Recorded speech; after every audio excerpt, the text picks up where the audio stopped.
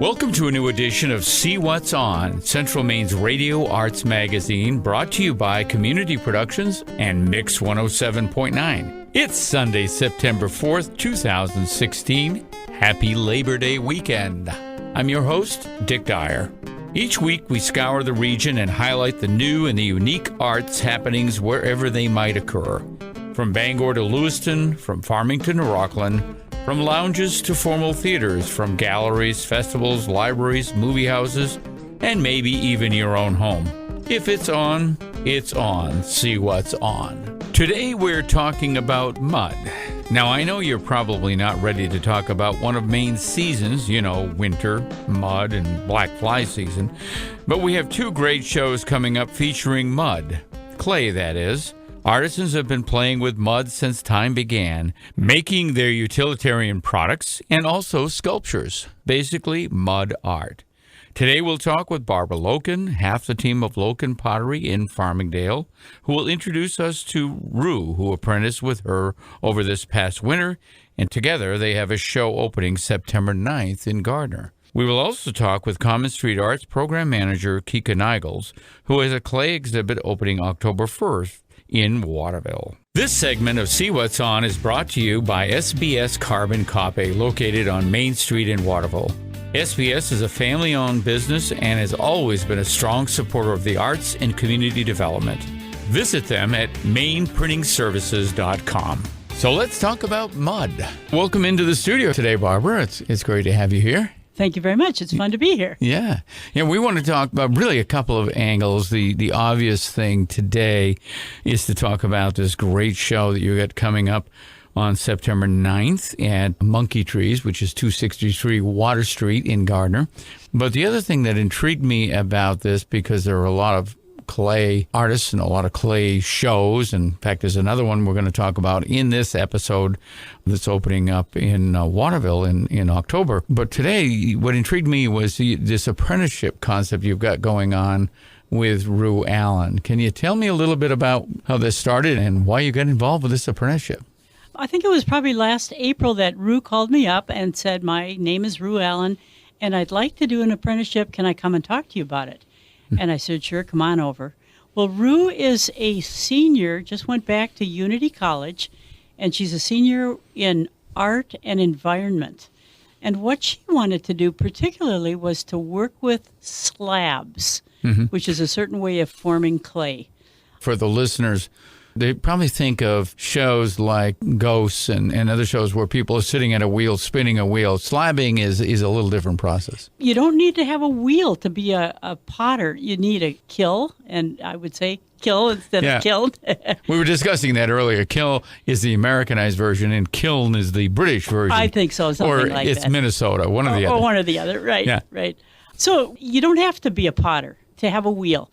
You can make slabs, and a slab is a thin layer of clay. And in our studio, we have what's called a slab roller, long table with a couple of big cylinders. You roll the clay through the cylinders, and you get it as thick or as thin as you want to. So this is a little bit like making pie dough. Exactly. Okay. Yeah.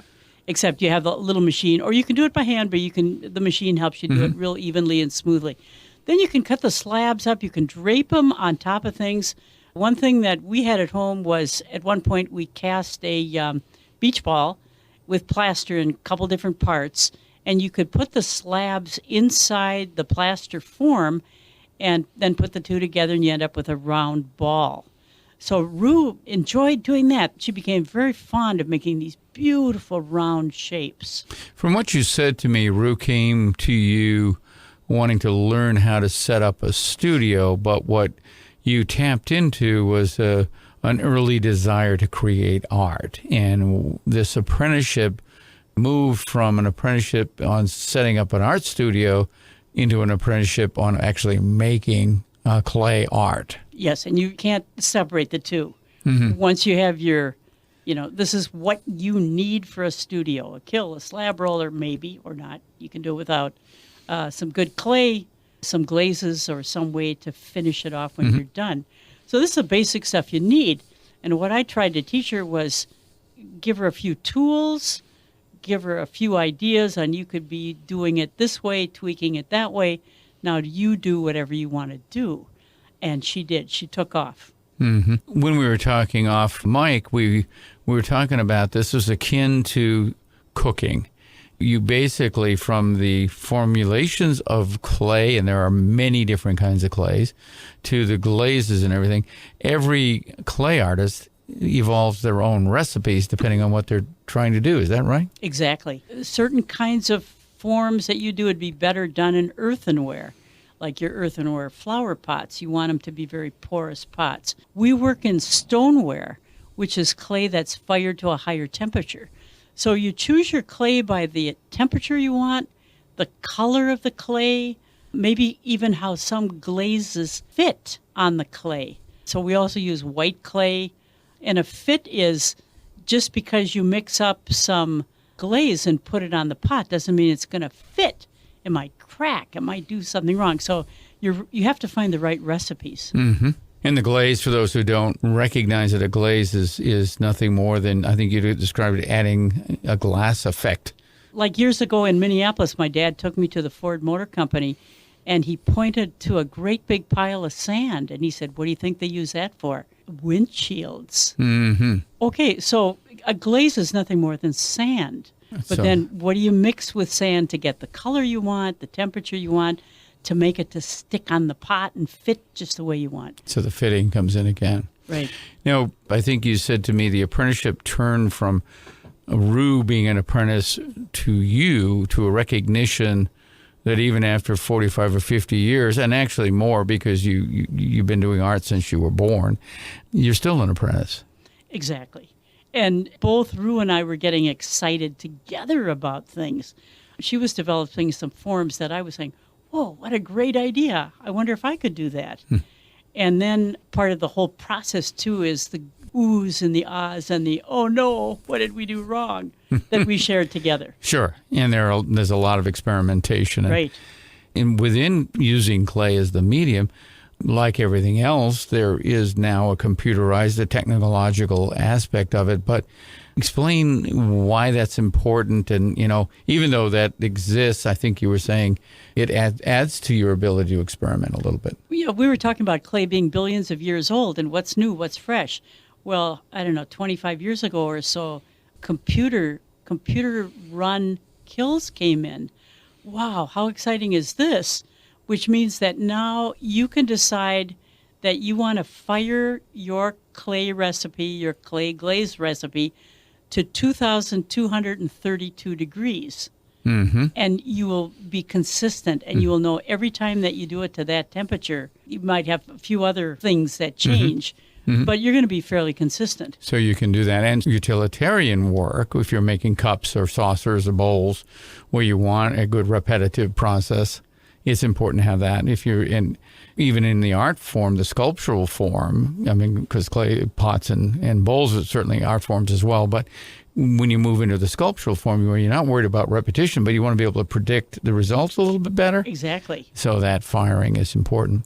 It's very interesting talking with you because I never thought about, right from the clay itself, you have so many variables, white clay, dark clay, different mixtures of clays, whether they have more elements. Go out into your backyard and dig a hole in the ground, you'll see what we're talking about here. There's going to be, in different places in your yard, you take a spade full of dirt, it's going to be different no matter where you go. And that's what you're talking about in terms of the variables on clay. And then your recipes all come into play there. So clays from different parts of the world. And the analogy between that and even cooking, we were talking about cooking biscuits, firing, you cook biscuits with a different kind of fire than you would cook a cake. Exactly, yeah. So the apprenticeship process has worked well for Rue. What she wants to do now? Well, I'm not sure she knows exactly where she's going to take it, but she has a much better idea of what it would take. I doubt if she'll ever give up pottery. Whether you do it as a wonderful sideline. She's very much into fish and bugs and all things environment. all things environmental. And we had to take home a DVD on cuttlefish, her favorite mammal creature in the whole world. And so we learned a lot. That's for another interview, Barbara. I think so. Now, you have an interesting formula you talked about, the most important part of a project. Most important part of a project, and this comes from also being a high school art teacher, is the last 10%. Mm-hmm. What does that mean? It means that you've got the idea down, you've got it on paper in clay. You go, oh, God, I did it. I made this pot. It's gorgeous. It's beautiful. You put the glaze on. You're worn out. You don't want to do anymore. No. Now's the time where you get a good night's sleep. You come in fresh. You have to wax out the bottom. You have to make sure the glaze is mixed up correctly, put it on properly, whatever. Because if you don't do the last 10%, why have you even bothered? So the final 10% is the most important part. Right, and that includes the firing, too. Now we're going to fire this carefully. Mm-hmm. We're going to load the kiln so that it's very carefully loaded. Nothing is touching, and the temperature is exactly what we want.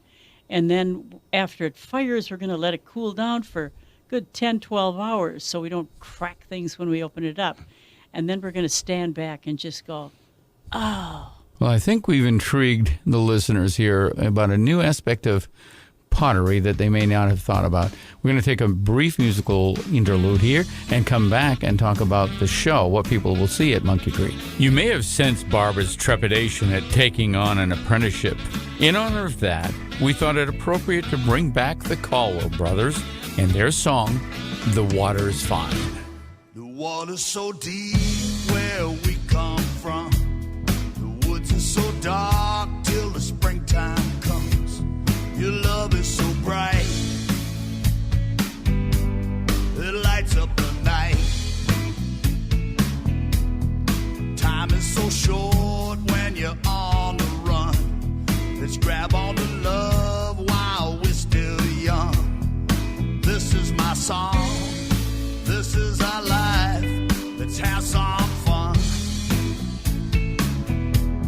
We're taking our time, we're almost grown. Building this love, it's all our own. Drop on in, baby, take my hand. The water's fine.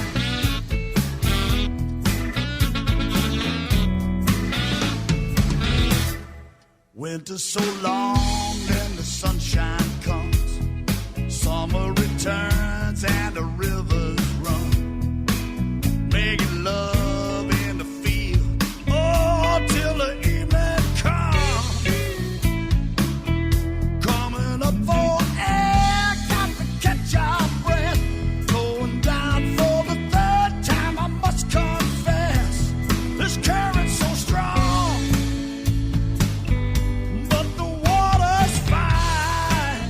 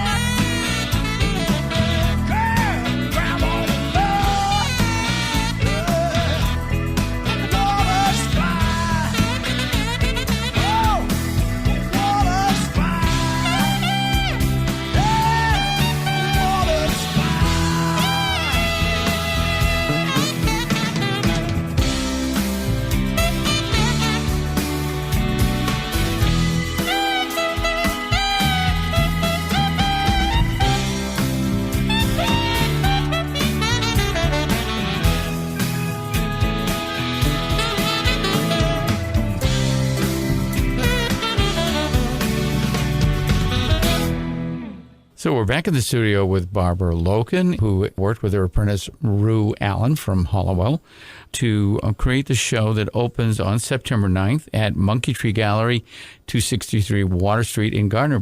Barbara, tell me what you and Rue have planned for this. What's the title? That'll tell everybody. It's called Rhubarb Potpourri, which we thought was kind of snappy. Pretty clever. Pretty clever, yeah. Pretty clever.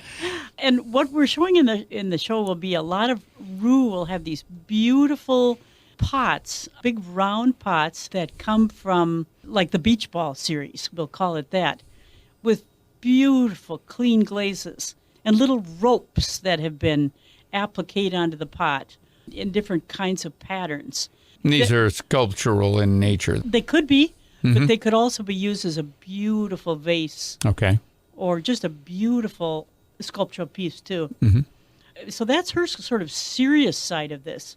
My serious side is a bunch of pots that were really influenced by a show to the museum in Boston looking at Mesoamerican art and all the fabulous glyphs and things that the Aztecs and Mesoamericans put on pots. And I came home and I said, what are my glyphs? What are my designs? And they're all songs that I've written. So they're song pots. These are songs that you've written. Yeah. So there'd be lyrics for the songs and then little images that go with the lyrics. So you don't push a button on this pot and it automatically plays for you. Well, we haven't figured that out yet, but that's coming. That's part of the technology to come later. Right. And that's the serious side of our show. And then Rue will have a number of little ornaments of, she loves animals, like I said, of all kinds, and a lot of little... Does she have a cuttlefish in here? I don't think so, but which is amazing. But there'll be wonderful little pinch pots with legs that have become steers and rams and, whatever, interesting little animals that really should never have made it. They're so delicate that I thought, you're never going to get this through. We'll break things off. And she made it and was persistent enough to keep doing it until she got what she wanted. And then my other sort of animal division is little pigs, the pig in pots, and little moose snack dishes and Swinesteins and a lot of stuff with pigs and moose.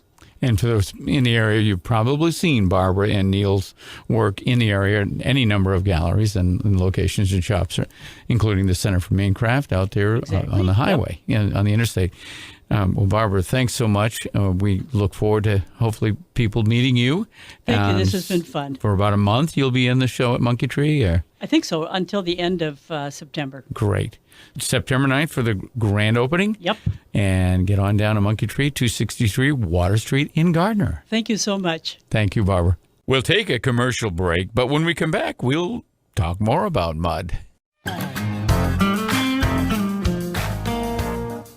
Welcome back. You're listening to See What's On Mix 107.9. You can hear recent shows that you may have missed on SeeWhat'sOn.com. That's the letter C, What's On, or on Facebook.com, Arts in Central Maine. Please take the time to send us your story ideas and calendar listings for upcoming arts events. Kika Nigals has been program manager for Common Street Arts Gallery, a program of Waterville Creates, for a little over a year now. She has overseen the move from its original location on Common Street to its larger space at 93 Main Street, the old Stearns department store building, now called The Center. In that space, she manages art classes for all ages and several exhibitions each year, including an incredible show from the Skowhegan School of Painting open right now, and the upcoming clay exhibition called Mud, which opens October 1st. So, Kika, it's great to catch up with you again, having worked with you for a better part of 6 months or more with Waterville Creates, and still programming director at Waterville Creates. Still the program manager at Waterville Creates. Program manager. Yes, well, I just took you up to director, so. Great to be here, Dick. In two shows, one that I knew was coming when I worked with you, Skowhegan 70. We'll talk a little bit about that. And another one that's fitting with today's theme of today's show, Mud. We'll talk more about that. But let's start with Skowhegan 70. What's really significant about this? Well, it's wonderful to have a school like Skowhegan School for Painting and Sculpture right in our backyard. They are a premier international school where they have had, over the last 70 years, 4,000 students come through their program. 4,000. 4,000 students, and they're celebrating their 70th year. Willard Cummings bought the farm, and Bill Cummings established the school with others. And it's just fortunate that we have them just a few minutes down the road from us, where they have students coming out of that program that are the leaders of the art scene, international art scene. And people like Alex Katz, who people know from Colby Museum of Art, and one of the largest collections of Alex Katz's work, I believe. Yep, that's what brought him to Maine, was Skowhegan. Skowhegan brought him to Maine. Suffice to say, it's significant to recognize Skowhegan School of Painting because it is in our backyard and it is world famous. And this show, which is up until September 24th, so people can get in and see that at Common Street Art Gallery, right on Main Street in Waterville. In the new location. 93, 93 Main Street, not on Common Street, but we've kept the name. And great exhibit. You will be sorry if you miss this show. We're right behind that, coming right in and opening on October 1st, and critical to this show is Mud. Mud. And I love the title. I love the title. We worked hard at that, actually. And we were talking with Barbara Loken in the first part of the show about mud and the various forms that clay takes. And you can get, as many recipes of clay as you can imagine, the elements. And that's very much a part of the art form, which I think is interesting. In fact, Barbara and Neil have pieces in this particular show. How many artists do you have in this? Over 20 artists from around the state, as far down as southern Maine, south of Portland, down east Maine, way up northeast, east and west of Waterville. So we cover the state fairly well. We had a good call and good response to the call for art. Which speaks to the notoriety that Common Street Gallery is getting. I sure hope so. As well. But I know in the show that one of my favorite clay artists, ceramist Tim Christensen, literally is my favorite clay artist in the state right now. Excellent. And I can't afford his work, but that's... I just saw him last weekend, actually, and talked to him about it. So we're excited to have him part of the show, People should afford his work. Buy his work. It's fabulous. It is beautiful. Yeah, it's absolutely stunning. I can't believe the delicacy and the intricacy in his designs. Right. And so you'll love that. Any other clay artists you want to mention in particular? Well, we have such a good wide variety. We have some local artists right there from Waterville, and then we have, like I said, all around the state. We have artists that are working in form and function, meaning so they're artists who are working dishware, and then we also have some really interesting sculptural pieces.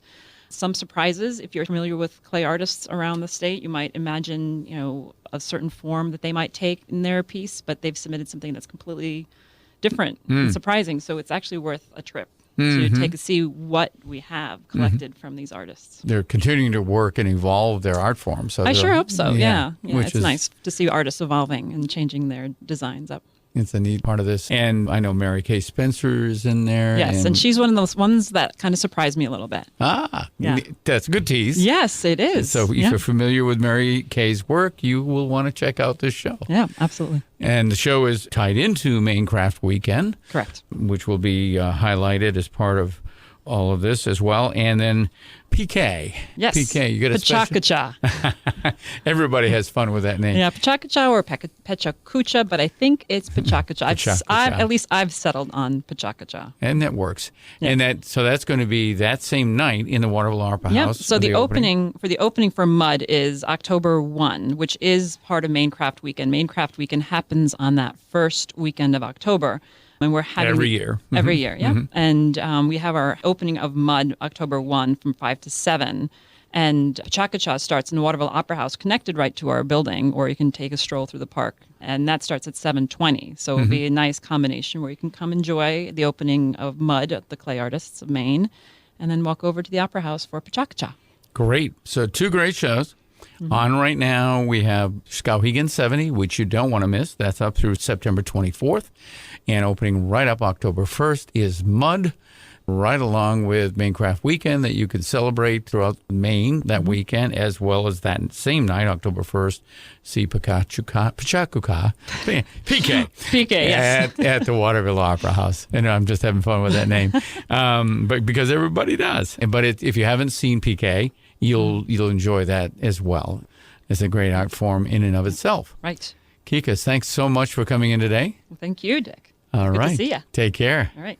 Let's close out our show with another music selection from a Maine performer, Pete Kilpatrick Band with one of our favorite songs, Sleepwalker. Sleepwalker, keep walking, don't bother me, don't let me see your face. Sleepwalker, get going, don't bother me, don't let me hear your voice.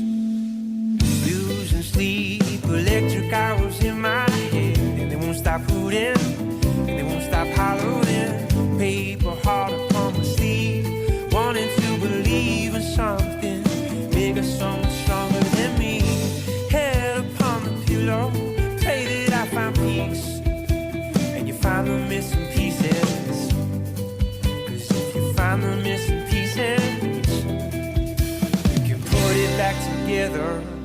Sleepwalker, keep walking, don't bother me, don't let me see your face. Sleepwalker, get going, don't bother me, don't let me hear your voice late night under blackened skies. Thought I could figure it out, living without you.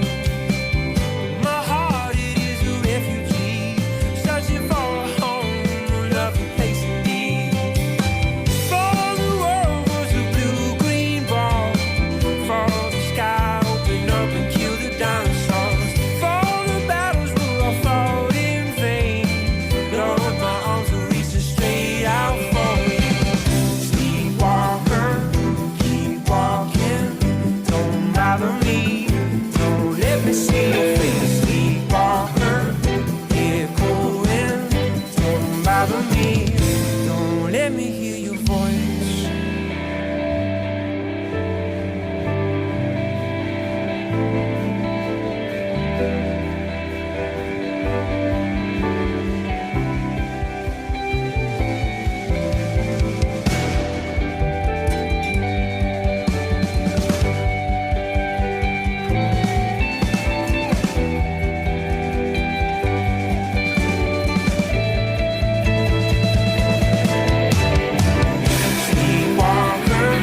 keep walking, don't bother me, don't let me see your face. Sleepwalker, get going, don't bother me, don't let me hear your voice. Sleepwalker, keep walking, don't bother me, don't let me see your face. Sleepwalker, get going, don't bother me, don't let me hear your voice. All the world I was reaching for you, you held my heart and you always will.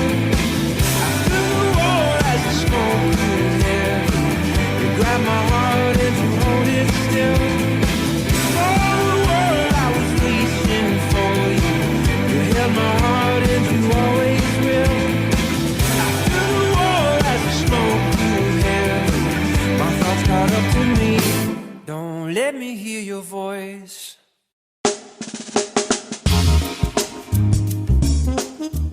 Well, that's our show for this week. We'd like to thank our guests, Barbara Loken and Kika Nigals. I would also like to say a special thanks to Gatsby for technical assistance in producing this show here on 107.9 The Mix. My partner Gary Poulin and I hope you reach out to us on Facebook and visit our website at seewhatson.com. Remember, that's the letter C, whatson.com, and share that with your friends. We look forward to seeing you next Sunday for more features about the arts in Central Maine. That's it for me. Hope you enjoy the rest of your Sunday, and remember, if it's on, See What's On.